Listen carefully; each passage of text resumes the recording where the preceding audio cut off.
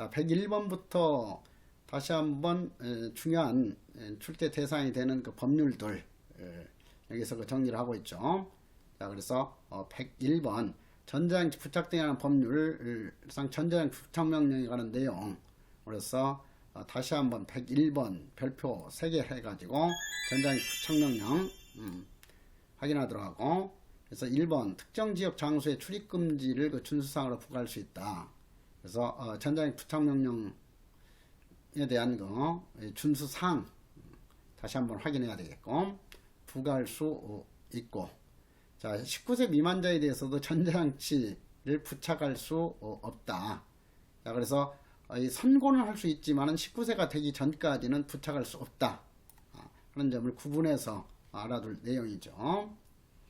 그리고 3번에 있어서 전자장치 부착 기간은 최장 30년까지 명할 수 있다. 이것도 15년으로 바꾼다든가 이렇게 할 수 있으니까 다시 한번 그렇게 기억하도록 하고, 4번에 있어서 검사는 공소 제기되지 아니한 사건에 대해서 전자장치 부착 명령만을 독립청구할 수는 없다고 그랬어요. 그래서 독립청구를 인정하고 있는 것은 치료 감호만 인정하고 있지, 전자장치 부착 명령이나 성충동 약물 치료 명령은 독립청구 제도가 인정되지 않는다.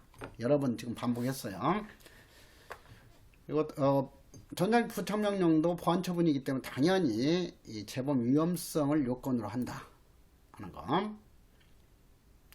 그리고 102번에 있어서 다시 한번 확인하는 거죠. 4번 만 19세 미만자에 대해서 부착명령을 선고할 수는 있지만 19세가 되기 전까지는 집행할 수 없다. 아예 청구하거나 선고할 수 없는 것으로서 기억하고 있는 것이 아동 청소년 성보에 관한 법률에 있어서 신상 공개 제도, 신상 고지명령 제도이죠. 그리고 성충동 약물 치료법상 성충동 약물 치료 명령도 19세 미만자에게는 청구하거나 선고할 수 없다 했고, 아동 청소년 성보에 관한 법률에 있어서도 취업 제한 명령은 19세 미만자에게도 원칙적으로 적용된다 했어요. 그래서 그런 점들이 헷갈릴 수가 있으니까 다시 한번 그렇게 비교하면서 파악하도록 하고, 그리고 2번도 여러 번 종합해서 그 정리했죠. 7일 이상 국내 여행을 하거나 출국할 때는 미리 보호관찰관에게 허가를 받아야 한다. 9일. 자, 그래서 7일 이상이니까 7일이 됐건 8일이 됐건 9일이 됐건 이렇게 7일 이상이니까 당연히 보호관찰관의 허가를 받아야 한다 하는 것이니까 맞는 내용이죠. 그래서 이것도 법 조문 그대로 법 조문에 해당하는 것이 아니냐 이걸 묻는 것이 아니라 응용해서 출제한 거예요. 그래서 7일 이상이니까 당연히 9일간 여행할 때는 허가를 받아야 된다 하는 거. 근데 또 그냥 단순 암기식으로 공부한 사람 같은 경우는 법조문에서 7일 이상이었으니까 이 9일자가 들어있으니까 이건 무조건 틀린 거 아니냐 이렇게 잘못 생각할 수도 있으니까 그런 점 좀 주의하도록 하세요. 그래서 법률 내용에 대해서 이렇게 사례형 문제로 출제하는 것인지 단순히 그냥 법 조문에 대해서 형식적으로 그 법률의 조문의 내용이냐 아니냐 이렇게 묻는 문제인지 이런 것을 좀 구분하도록 해야 되잖아요. 그리고 3번에 있어서 보호관찰소의 장 또는 피부착자 및 법정 대리인 등은 해당 보호관찰소를 관할하는 심사위원회 부착명령 가해제. 자, 이것은 이제 임시해제로 용어를 또 바꿨어요. 과거에 19년이었으니까 가해제라고 했는데 지금은 임시해제를 신청할 수 있고, 이 신청은 부착명령이 집행 시된 날부터 3개월이지 6개월이 아니죠. 성충동 약물 치료명령에 있어서 임시해제 경과기간은 6개월이죠. 그렇지만은 전자장치 부착법에 있어서는 3개월이 경과기간이다. 이것도 매우 중요하고 다음 시험에서도 출제 가능성이 높고 하죠. 그래서 102번은 별표 3개 해가지고 관련된 내용, 성충동 약물 치료법에서 임시 해제까지도 같이 이렇게 비교해 가지고 정리를 해 놓도록 하자고요. 103번에 있어서 이것도 기초적인 그런 거 판례 내용까지 종합해서 다시 한번 이해하도록 하고, 그래서 대법원 판례는 성인범에 대한 집행유예를 선고하는 경우 보호관찰과 사회봉사 또는 수강을 동시에 명할 수도 있고 각각 선택적으로도 명할 수 있다 하고 판시를 했죠. 그래서 그 점을 주의하도록 하고, 그리고 뭐 니은에 있어서 치료 감호가 종료된, 종료하고 가종료 항상 잘 구분해야 돼요. 가종료된 피치료 감호자에 대해서 보관찰이 부과되는 것이지, 종료된 경우에는 치료 보관찰 부과할 수 없는 거죠. 그래서 그러한 점을 좀 주의하도록 하고, 그 다음에 그 디귿에 있어서 10년 안에 징역형을 선고받아 성인에 대해서는 4년이 경과하면 가석방 요건 다시 한번 체크하도록 해야 되겠죠. 그래서 성인에 대해서는 4년 경과하면 가석방을 허가할 수 있고, 자, 형제 3분의 1 이상이니까 4년 경과했으니까 가석방 허가할 수 있죠. 그리고 가석방된 후 그 처분이 취소 또는 실효되지 아니하고죠. 남은 형기를 경과한 때는 형의 집행을 종료한 것으로 본다. 예요. 그래서 이 소년에 대한 요건하고 이 가석방은 항상 성인에 대한 요건을 잘 구분해야죠. 소년이었다면 당연히 취소되지 아니하고 이 가석방 되기 전에 집행받은 기간과 동일한 기간이 경과했을 때는 형 집행 종료한 것으로 본다. 이렇게 소년법에서는 그렇게 되어 있죠. 그래서 디귿 내용도 형법상 성인 수용자에 대한 가석방 규정하고, 그리고 소년법상 가석방에 대한 특칙 규정을 여기서 다시 한번 비교해 가지고 정리를 해 놓도록 하세요. 그래서 그러한 내용들 헷갈리기가 쉬우니까 보고, 그 다음에 104번에 있어서도 기초적인 내용들, 2번 전자 감시기구는 일반인들의 눈에 잘 띄지 않기 때문에 낙인 효과가 작다 그랬는데, 전자 발찌 부착하고 다니면 공중 목욕탕이라든가 이런 데 갈 수가 없잖아.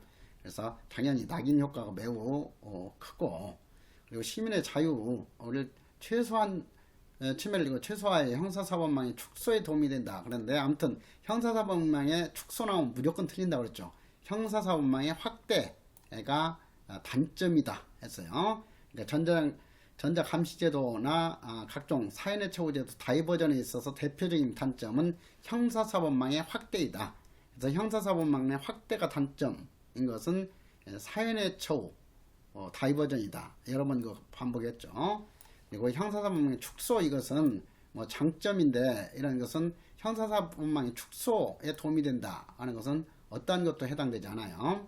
그래서 그러한 점을 다시 한번 확인하도록 하고, 그래서 104번 같은 경우는 한 번만 제대로 다시 한번 이해하시면 되겠죠. 그리고 105번에 있어서도 헷갈리기 쉬운 내용들이지만은 앞에서 반복했던 내용들이니까 선별해서 이해하면서, 자, 3번. 자, 성폭력범죄, 미성년자 대상 유괴범죄, 살인범죄, 강도범죄, 절도범죄는 해당되지 않고, 방화범죄 해당되지 않고, 이제는 뭐예요? 스토킹범죄가 새로 포함됐죠. 자, 그래서 전자형 구청명령 대상 특정 범죄 확실하게 다시 한번, 성폭력범죄, 미성년자 대상 유괴범죄, 살인범죄, 강도범죄, 그리고 스토킹범죄까지 포함해서 정리를 해야 된다 하는 거. 자, 그래서 이것은 내년 시험에서 90% 이상 출제가 돼, 이 내용. 그래서 다시 한번 정리해서 확인하도록 하고요. 4번에 있어서 전자형 부착명령 집행 중 다른 죄를 범하여 벌금 무조건 틀린다고 그랬죠. 금고 이상의 형이 확정된 때에는 전자형 부착명령의 집행이 정지된다 그랬는데, 이것도 새로 개정된 내용이기 때문에 이거 4번 해설 내용 체크를 해야죠. 그래서 이 정지사유하고 종료사유, 이거 헷갈리기가 아주 쉬워요. 그렇기 때문에 이 정지된다 하는 거.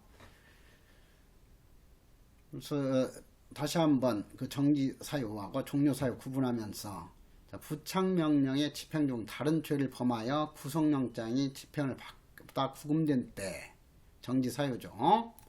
그리고 부착명령 집행 중 다른 죄를 범하고 금고 이상의 형의 집행을 받게 된다는 종료사유는 아니지만 정지사유에는 해당이 된다.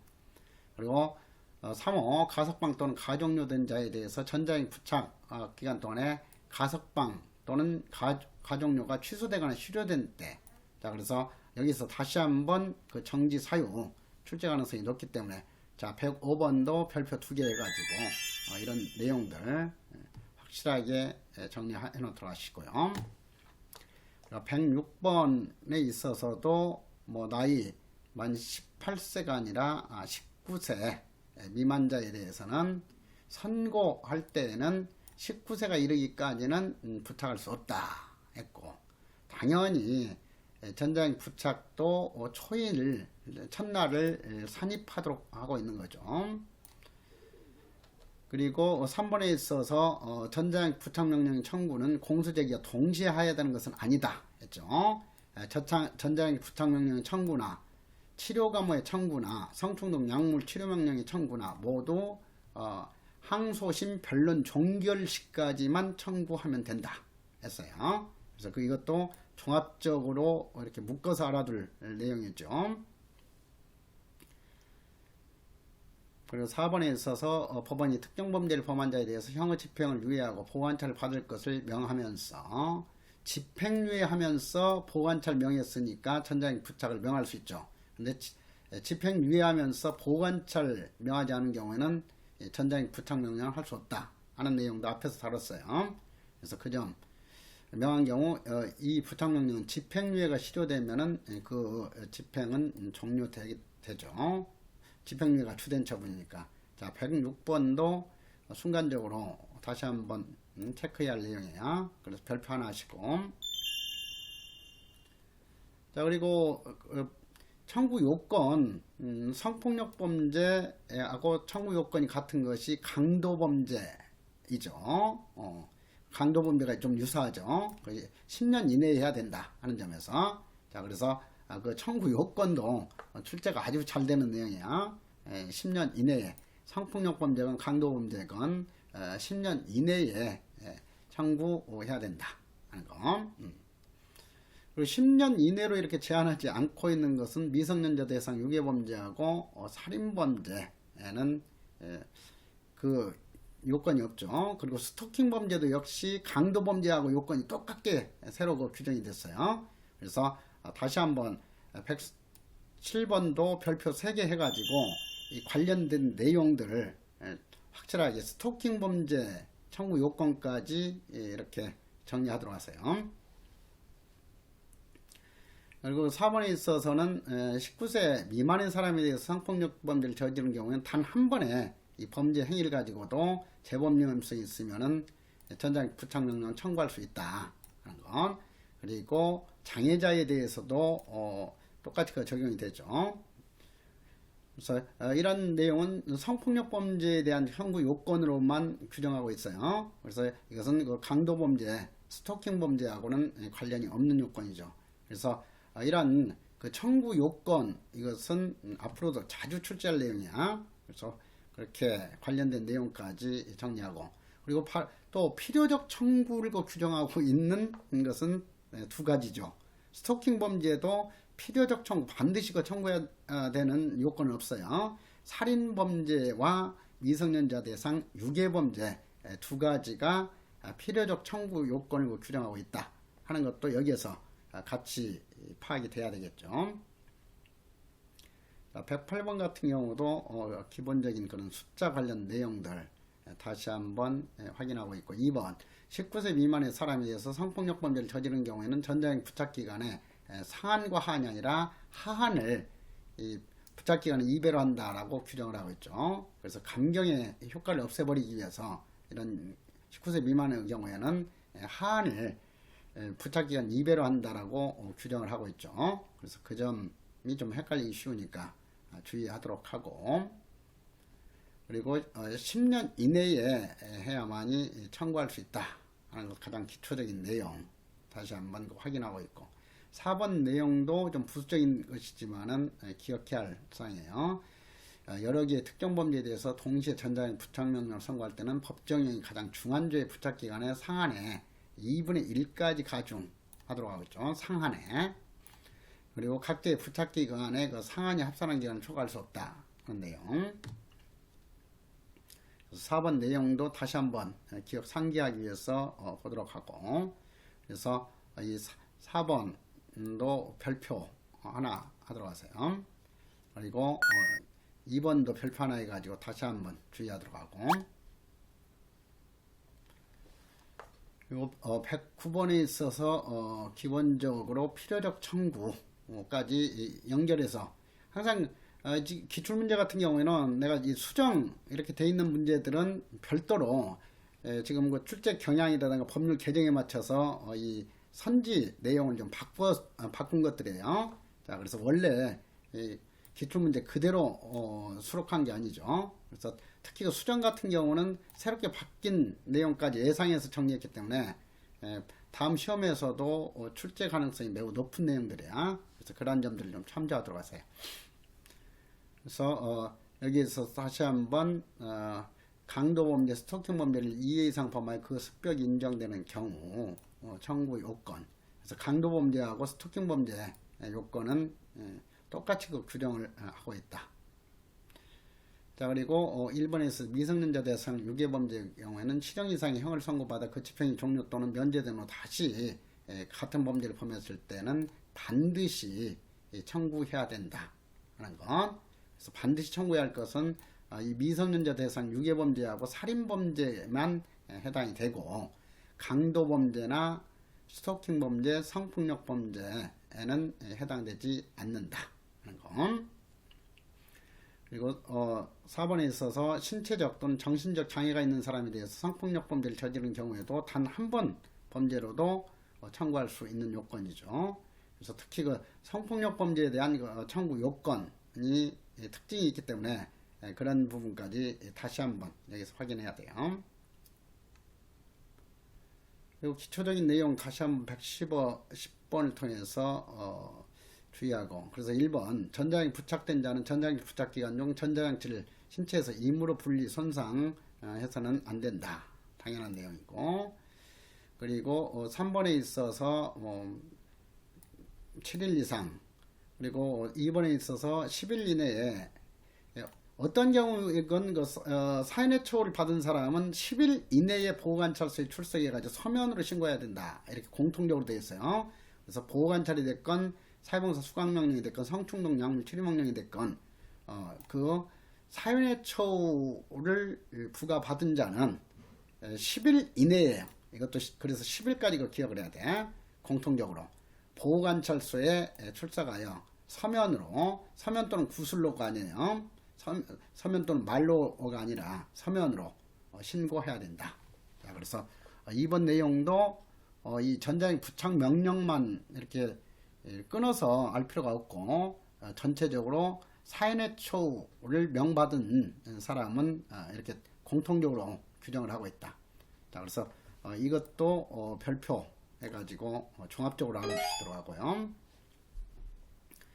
그리고 4번에 있어서 수사기관은 체포 또는 구속한 그 사람이 전자장치 부착된 자임을 알게 된 경우에는 전자장치 부착된 자의 주거지를 관할하는 보호관찰소의 장에게 의무적으로 그 사실을 통보해야 되죠. 통보할 수 있다가 아니야. 여기서는 통보해야 된다. 그리고 5번에 있어서 보호관찰관은 전자장치 부착 기간 중 전자장치가 부착된 자의 소재지, 인근, 의료기관에서 치료상담, 부착된 자의 재범방지 및 수치심으로 인한 과다한 고통을 방지하기 위해 필요한 조치를 하여야 한다는 아니죠. 여기서도 필요한 조치를 할 수 있다. 자, 그래서 110번도 전체적으로 중요하니까 별표 2개 해가지고 그렇게 정리를 하시고요. 자, 이것도 가장 기초적인 내용, 19세 미만자에 대해서 선고할 수 없는 것이 아니라 선고할 수는 있다 하는 거. 그래서 이것도 수정해가지고 스토킹 범죄까지 같이 정리를 해놨고요. 3번도 지금 처음 나온 내용이죠. 문제에서는 전자장치 부착명령 선고는 특정 범죄 사건의 양형에 유리하게 참작해서는 아니 된다. 성충동 약물 치료 명령의 경우에도 양형에 유리하게 참작해서는 아니 된다. 공통적으로 규정하고 있어요. 그래서 그 점 주의하고, 그리고 또 회복적 사법 이념을 반영한 그런 거 제도로서 소년법상 보호처분 절차에 있어서 소년부 판사의 화해 관고에 따른 경우에는 참작할 수 있도록 하고 있죠. 그리고 또 범죄 피해자 보호법에서 형사 조정에 따른 경우에도 검사가 참작할 수 있도록 규정했어요. 그래서 그 내용하고도 대비가 될 수 있으니까 성충동 약물 치료명령이나 전자장치 부착명령의 경우에는 양형에 유리하게 참작해서는 아니 된다는 명문 규정을 두고 있다. 그래서 그런 내용을 종합하기 위해서 111번도 그렇게 정리를 하도록 하고, 그래서 예상 응용 지문에서 이렇게 정리를 했고요. 정리된 내용까지 파악하도록 하고, 4번에 있어서 부착명령을 판결을 선고받지 아니한 특정 범죄자로서 형의 집행 중인 가석방되어 보관처를 받게 된 자의 준수사항 이행 여부를 확인하기 위하여 가석방 기간 동안 전자장치를 부착해야 한다. 이것도 필요적 규정이죠.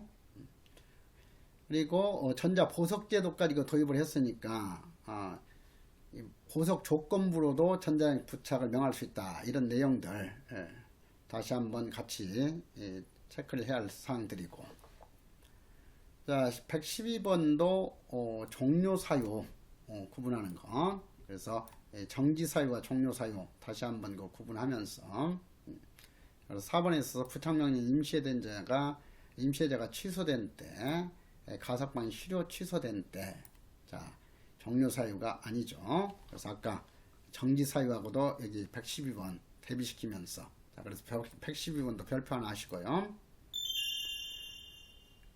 그리고 113번에 있어서 이 가석방 및 가족료 나오면 뭐예요? 치료감호에 대한 조기 석방이죠. 그래서 가족료. 자, 그래서 가석방 및 가족료 시 위치적 전자장치 부착명령이 집행 종료되는 때로 볼 수 없는 것은, 자 그래서 종료 사유도 다시 한번 113번을 통해서 그 정리를 하고, 자 이것은 이제 명확하게 알았죠. 이 고의로 범하여 근고 이상의 형이 집행된 때 또는 확정된 때는 어떠한 경우에도 이제는 종료 사유에는 해당되지 않는다. 그래서 강조를 해놨어요.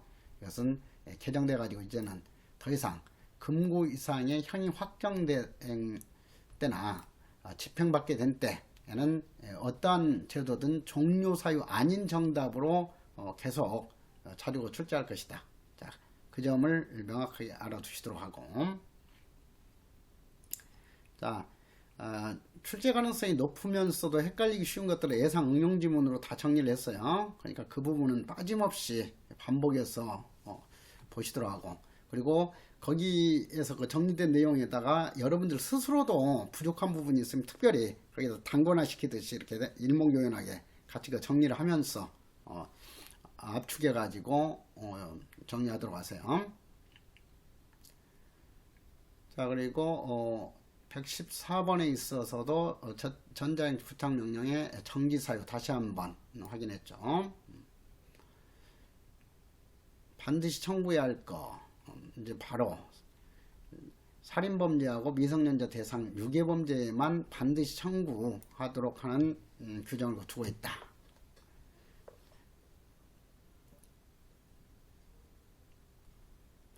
전자장치 부착법도 자주 출제되는 법률이기 때문에 다양한 그 기출 문제들이 있어요. 그래서 여기에 소개된 내용 위주로만 알아두시면 뭐 충분하죠.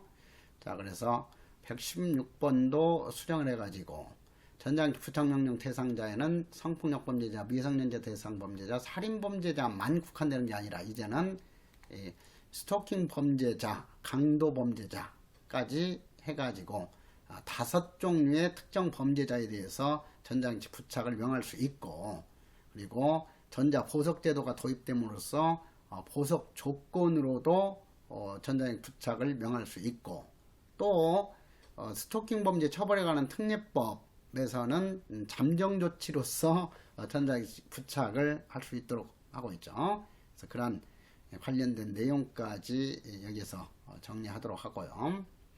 그리고 2번에 있어서도 검사는 부착명령을 청구하기 위하여 필요하다고 인정할 때는 소속검찰청 소재지를 관할하는 보관찰서의 장에게 피의자와의 관계, 이렇게 피해자를 피의자로 잘 바꾸고 그래요.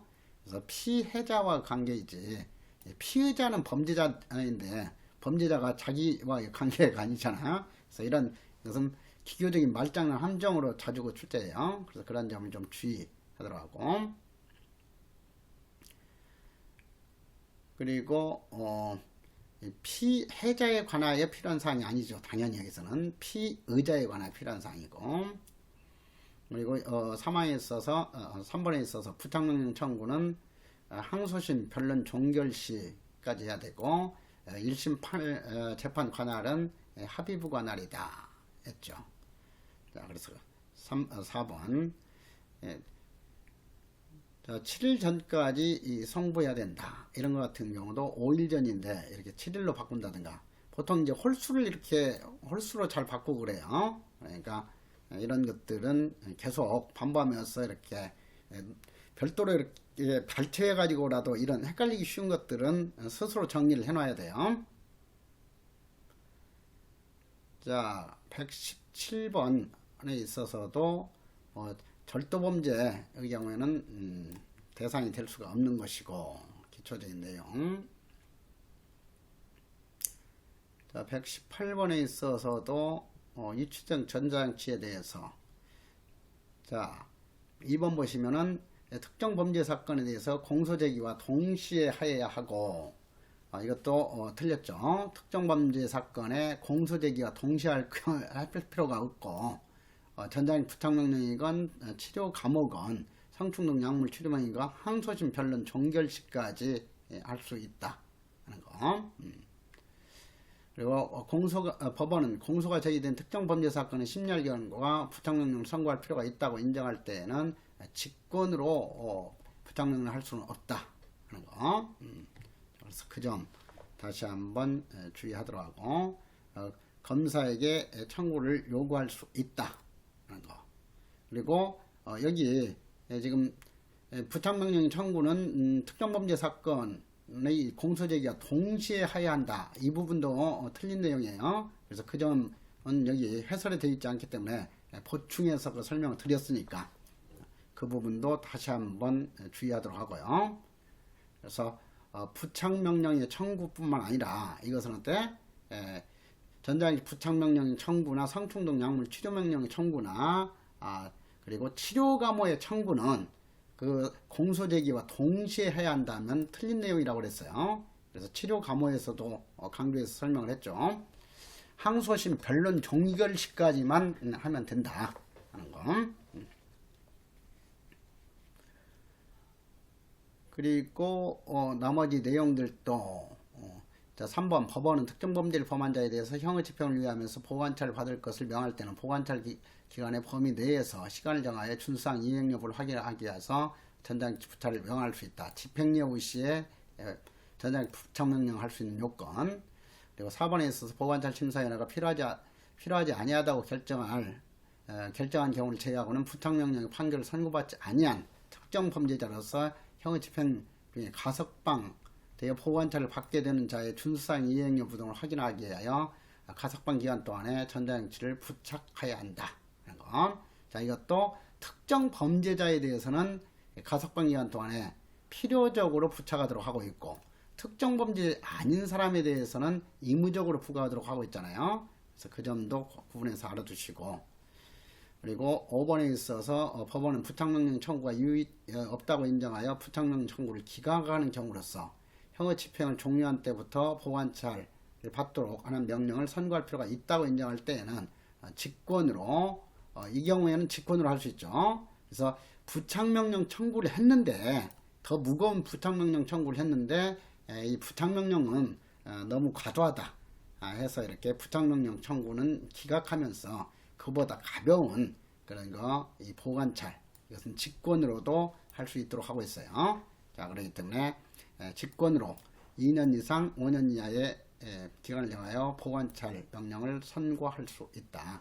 자, 18번도 그런 것, 새로운 내용도 지문으로 구성되어 있고 헷갈리기도 쉽고 하니까 별표 2개 해가지고 정리하시고요.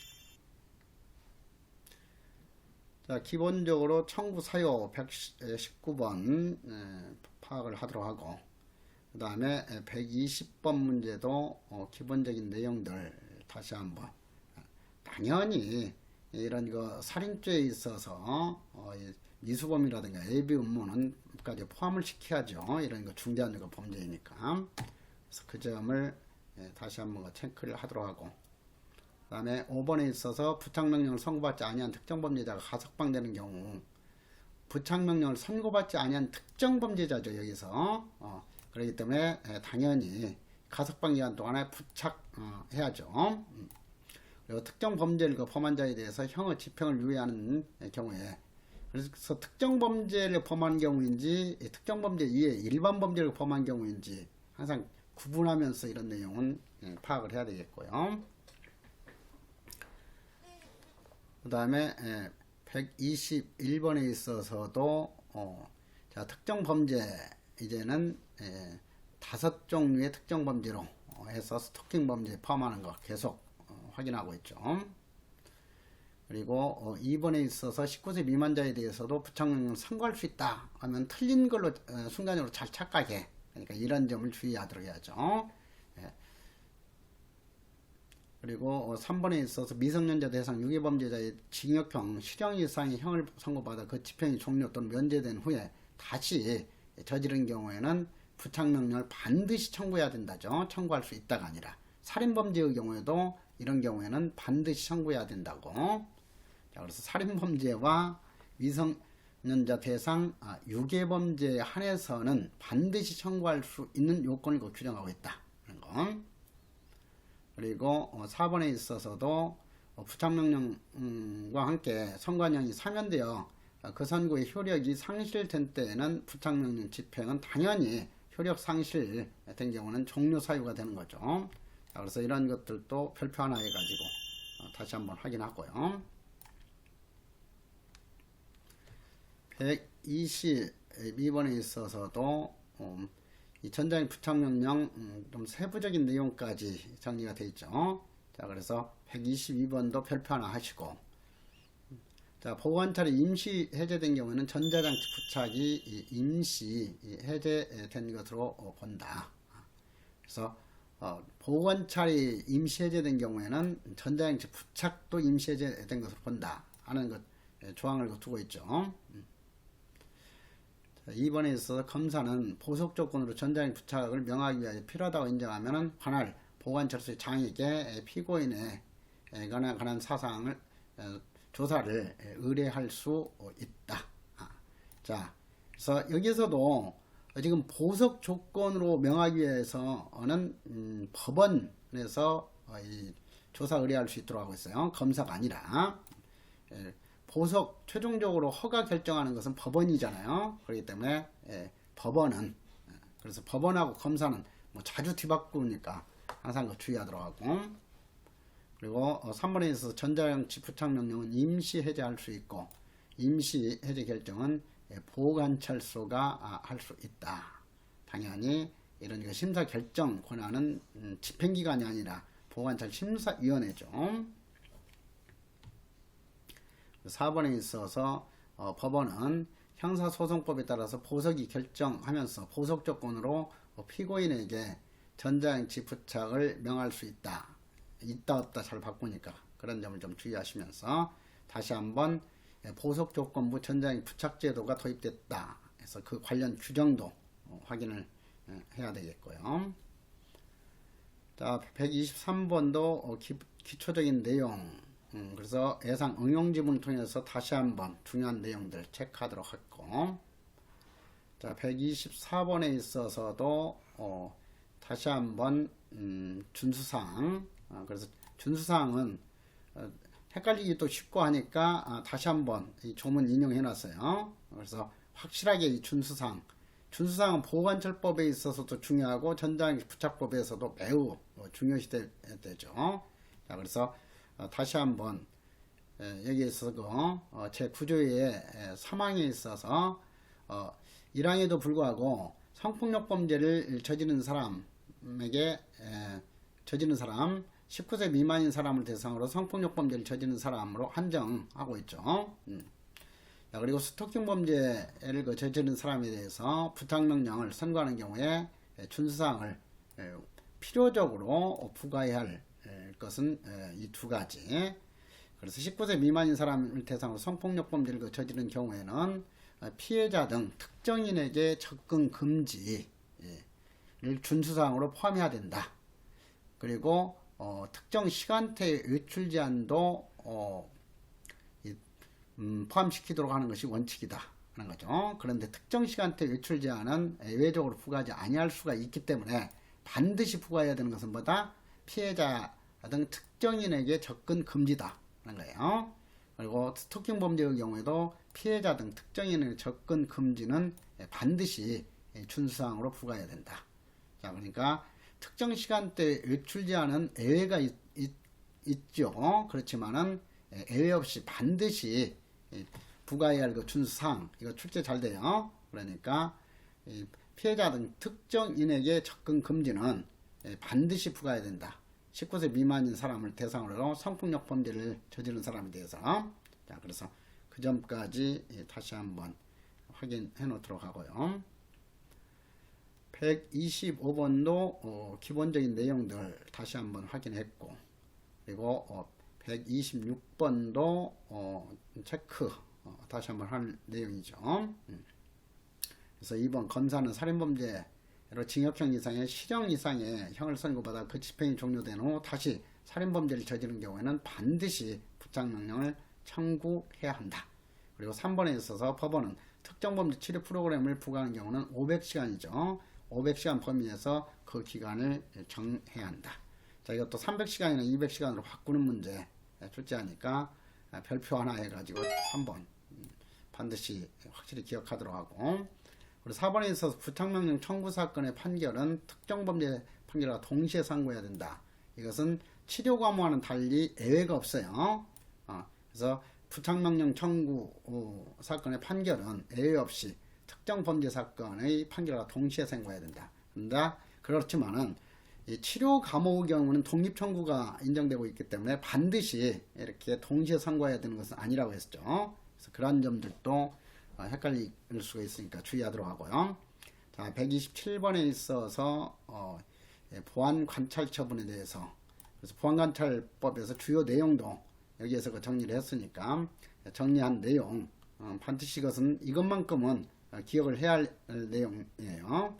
그래서 다시 한번 그 체크하도록 하고, 그리고 전자행치 부착명령 128번에 있어서도 그냥 핵심적인 내용들 다시 한번 정리를 했으니까, 자, 이것도 좀 헷갈리기 쉽잖아요. 신체적 정신적인 장애가 있는 사람이, 그러니까 신체적 정신적 장애가 있는 사람에 대해서 성폭력 범죄를 저지른 때인데, 이렇게 신체적 정신적인 장애가 있는 사람이 성폭력 범죄를 저지른 때가 부착명령 청구 사유인 것처럼 이렇게 헷갈리도록 출제한 거예요. 그래서 이런 것 같은 경우는 기교적인 거기 때문에 아차하면 이렇게 헷갈려요. 그래서 그러한 점을 좀 주의하도록 하고, 자, 129번을 통해서도 중요한 내용들을 내가 일부러 이렇게 다 종합적으로 정리를 했어요. 그래서 다시 한번 이거 체크하도록 하고, 130번 문제.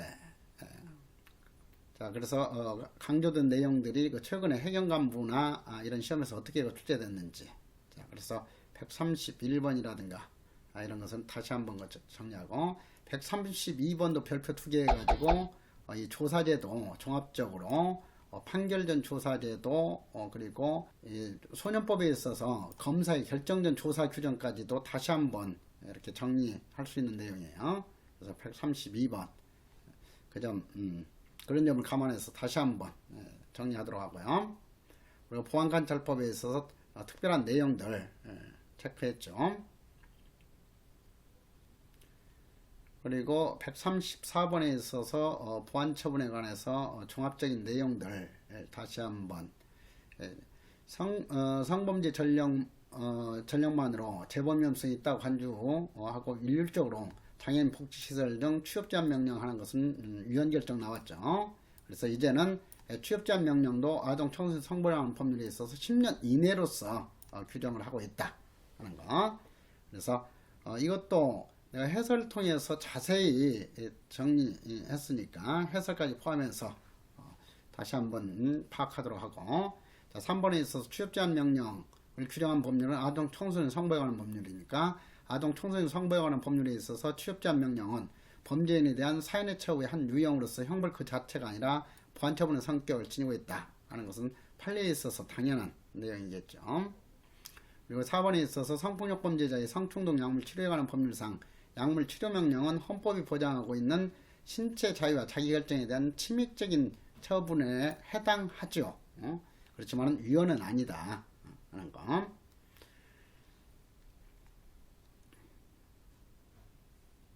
그리고 135번부터는 이제 성폭력범죄 성충동 약물 치료에 관한 법률에서 핵심적인 내용들 정리했어요. 자, 그래서 135번도 별표 3개 해가지고 이 핵심적인 내용 인용한 것까지 같이 정리를 해야죠. 그래서 성충동 약물 치료 명령의 사안 제한 기간은 10년이 아니라 15년 이내이다 하는 것을 다시 한번 체크하고, 그리고 19세 이상인 사람에게만 할 수 있는 것이 19세 미만자에게는 성충동 약물 치료 명령 할 수 없다 하는 거. 그리고 3번에 있어서 이런 성충동 약물 치료 명령은 이 감정을 받은 후에 하는 것이지 진단이나 감정을 참고하는 게 아니죠. 자, 그래서 엄격한 요건이 적용된다 하는 점에서 치료 감호에 있어서 정신 성적 장애자에 대한 치료 감형 청구 사유하고 같이 이렇게 엄격하게 진단이나 감정을 받은 후 하도록 하고 있죠. 그래서 이러한 것도 같이 연결해서, 그러니까 이 성충동 약물 치료 명령 부과 대상자는 치료 감호법에 있어서 유사한 요건이 바로 정신 성적 장애자에 대한 치료 감호 부과예요. 그래서 그 점하고 같이 이렇게 비교하면서 이해하도록 하시고요. 4번에 있어서 징역형과 함께 성충동 약물 치료 명령을 받은 사람이 치료감호 집행 중인 경우 치료감호 대상자 및 그 법정 대리인이 치료명령 집행할 필요가 없을 정도로 개선되어 성폭력범죄를 다시 범할 위험성이 없음을 이유로 주거지 또는 현재지를 관할하는 지방법원의 치료명령의 집행 면제를 신청할 수 있다. 그래서 치료명령 면제 신청할 수 있다 했는데 신청할 수 없죠. 자, 그래서 다시 한번 여기서도 예외적으로 치료감호 집행 중인 경우에 한해서만 면제 신청할 수 없어요. 그래서 이 치료명령 성충동 약물 치료명령 집행 면제 신청 제도를 두고 있는데 치료감호 집행 중인 경우에는 신청할 수 없기 때문에, 자, 이렇게 출제했을 때 오답률이 매우 높을 수밖에 없죠. 그래서 이것은 지금 22년 보직에서 출제했지만은 다시 내년 9급 보직 시험이나 교정직 시험에서도 출제할 가능성이 매우 높죠. 자, 그래서 135번 확실하게 관련 그 조문까지 정리해 놓도록 하고요. 그리고 136번에 있어서도 이렇게 완전히 무력화시키는 것은 인간의 존엄과 가치에 반하기 때문에 약화나 정상화시키는 것이죠. 그래서 이것도 기교적인 문제이면서도 여기에서 지금 선별되어 있는 조문들은 핵심적인 조문들이니까 다시 한번 정확하게 알아두도록 하고요. 그 다음에 137번에 있어서도 3번 보시면은 임시해제 신청은 6개월 지난 후에 할 수 있고, 그 다음에 전자적인 부탁명령은 3개월 지난 후에 할 수 있다. 그래서 동시에 같이 이렇게 연결해서 정리해야 되겠고요. 그래서 예상 응용 지문까지 해가지고 같이 다시 한번 정리하도록 하세요. 그리고 138번에 있어서 약물 치료 성충동 약물 치료 명령은 세 가지 종류가 있죠. 그래서 그 세 가지 종류 중에서 어떤 것을 그 기준으로 해서 출제했는지 항상 파악하면서, 자, 138번에 있어서도 4번 국가는 치료명령 결정을 받은 모든 사람의 치료기간 동안의 치료 비용을 부담해야 된다 했는데, 이 피고인에 대해서 치료 명령한 경우에는 국가부담이 원칙이죠. 자, 그렇지만은 여기 해설되어 있듯이 원칙적으로 검사가 청구해서 치료명령 판결을 받은 경우에는 치료비용 국가부담이지만 치료명령이 선고되지 아니한 수형자에 대한 치료명령이 원칙적으로 대상자 부담이죠. 자, 그래서 수형자에 대한 치료명령 규정하고, 그리고 이 검사가 청구해 가지고 선고 단계에서 치료명령이 판결로 선고된 경우 이것을 구분해야죠. 그리고 치료감호 심의위원회에서 이제 결정한 경우도 이렇게 구분해야 되겠고, 그래서 자, 비용 부담도 중요하기 때문에 138번 별표 하나 하시고, 자, 여기서도 139번에서 수형자에 대한 약물 치료 명령이에요. 지금 검사가 청구해 가지고 선고 단계에서 약물 치료 명령이 판결된 경우가 아니죠. 그래서 이 경우에는 결정으로서 하도록 하고 있어요. 수형자에 대해서는. 자, 그래서 다시 한번 이것도 그 기간. 자, 1번 검사는 성폭력 수형자 중, 키워드는 수형자예요. 성도착증 환자로서 성폭력 범죄를 다시 범할 위험성이 있다고 인정되고 약물 치료를 받을 것을 동의하는 경우, 여기에서는 지금 동의하는 사람에 대해서만 할 수 있잖아요. 수형자에 대해서는. 자, 이것도 반드시 알아둬야 할 내용으로 강조가 됐었고, 그 주거지 또는 현재지를 관할하는 법원에 치료 명령을 청구할 수 있다. 그렇지만은 처음에 공소 제기하면서 동시에 이 피고인에 대해서 청구할 때는 동의가 요건이 아니죠. 자, 그래서 수형자에 대한 이거 청구 요건하고, 그리고 피고인에 대해서 청구하는 요건, 이것은 구분해야 된다 하는 거. 그리고 이번에 있어서 피고인에 대해서 선고 단계에서 피고인에 대해서 할 때는 뭐 이런 동의 여부 확인할 필요가 없죠. 자, 3번에 있어서도 법원은 치료명령 청구가 유효있다고 인정할 때는 역시 피고인에 대해서 선고할 때와 마찬가지로 15년 이내죠. 10년 이내가 아니고. 그리고 4번에 있어서 가석방 심사위원회는 성폭력 수형자에 대해서 가석방 적격 심사를 할 때는 치료명령이 결정된 사실을 고려할 수 있다가 아니라 의무적으로 좀 고려하도록 하고 있죠. 자, 이것도 다음 시험에서는 고려할 수 있다로 바꾸니까 그 점 주의하고, 수용시설의 장은 성폭력 수용자가 석방되기 5일 전까지 구출 소지를 관할하는 보건시설소의 장에게 알려주어야 된다 하는 거. 자, 그래서 5일 전까지, 이것도 뭐 7일 전까지라든가 이렇게 바꾸니까 그 점도 주의하고요. 그래서 139번도 종전고 출제할 수 있는 내용이니까 별표 3개 해가지고 다시 한번 그 피고인에 대해서 규정한 내용인지 아니면 이렇게 수형자에 대해서 규정한 것인지까지 구분하도록 하시고요. 그리고 140번에 있어서 수형자에 대해서 다시 한번 규정을 하고 있죠. 자, 그래서 15년을 초과할 수 없다 하는 거. 그리고 4번에 있어서 법원의 그 치료명령이 결정된 후 집행하지 아니하고 10년을 경과하면 시효가 완성돼서 집행이 면제된다. 이 10년도 또 15년으로 잘 바꾸잖아요. 그래서 그 점 주의하도록 하고. 자, 141번에 있어서도 1번 치료명령은 검사의 주의를 받아 당연히 보호관찰관이 집행하는 거고, 그리고 2번도 종합적으로 정리했던 내용, 7일 이내에 주거지를 관할하는 보호관찰소에 출석해서 서면으로 신고해야 된다. 자, 공통적으로 이런 사연의 처우를 받은 사람은 10일 이내에 서면으로 신고해야 된다 했죠. 자, 그래서 여기서도 종합적으로 묶어가지고 정리하도록 해야 되겠고요. 그리고 3번에 있어서 치료명령 집행 중 구속영장 집행을 받아 구금된 때는 치료명령이 집행이 정지된다. 4번에서 치료기간은 연장될 수 있지만 종전은 치료기간을 합산하여 10년이 아니라 15년을 초과할 수 없다 하는 거. 그래서 그런 내용들 다시 한번 종합 정리하는 거죠. 142번에 있어서도 그런 거 강조했던 내용들 다시 참작하면서 확인해야 돼요. 자, 이렇게 성충동 약물 치료에 관한 법률까지 해가지고 정리를 하도록 했으니까 이제는 다음 시간부터는 다시 범죄 원인에 관한 이론 들어가죠. 자, 그러면 긴 시간 동안 오늘 또 수고 많았어요.